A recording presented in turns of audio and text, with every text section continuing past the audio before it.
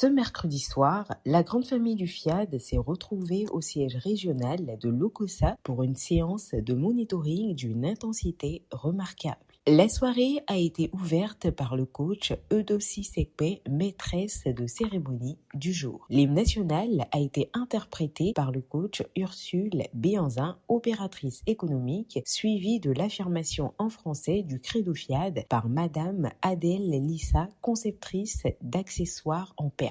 Jadis à son appel, nos aïeux. Je m'engage à regarder le côté ensoleillé de chaque chose. Le coach Maurice Lin Sosa, technicien supérieur en mécanique industrielle, a livré un décret de bienvenue ferme et inspirant à l'Assemblée. C'est un heureux plaisir pour moi d'être devant vous pour le mot de bienvenue et pour vous accueillir avec joie pour l'Académie de la réussite totale.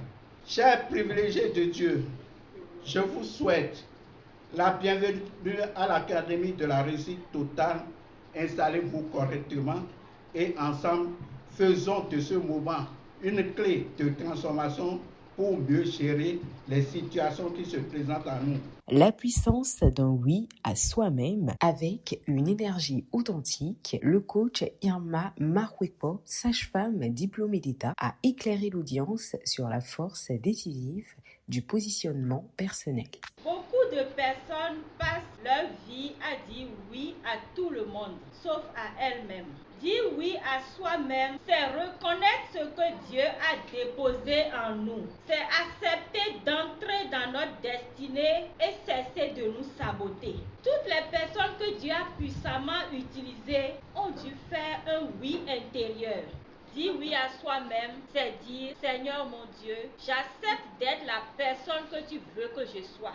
C'est prendre des décisions alignées avec sa destinée.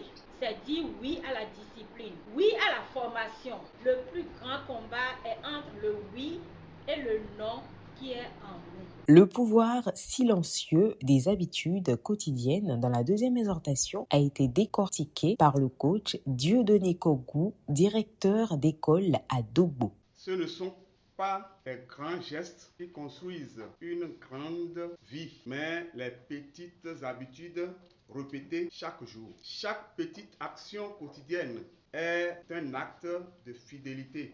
Beaucoup de gens attendent que les choses changent, mais refusent de changer leur routine. Ils veulent un futur différent, mais gardent les mêmes habitudes. L'estime de soi et le bonheur conjugal dans la troisième exhortation est mise en lumière par le coach Narcisse Rongenoukon, cadre de sécurité sociale. Votre bonheur conjugal et la santé de votre famille dépend en grande partie de quelque chose que vous portez en vous-même. C'est l'estime de soi. C'est la valeur que vous accordez à vous-même. C'est le regard que vous portez sur votre propre personne. C'est la racine de toute réussite. Sans estime de soi, le mariage devient un terrain miné où deux personnes blessées se blessent mutuellement, non par méchanceté, mais parce qu'elles agissent à partir de leurs propres blessures intérieures. L'estime de soi est le fondement du bonheur conjugal et familial. Investissez-vous dans ce fondement et regardez votre foyer se transformer. Un moment artistique animé a permis à l'Assemblée de relâcher l'énergie et de célébrer avant la quatrième exhortation portée avec autorité par le coach Luc Adipeto, ingénieur en génie électrique avec la thématique « Le danger de s'entourer de personnes moyennes ». Les personnes qui nous entourent peuvent avoir un impact significatif sur notre vie.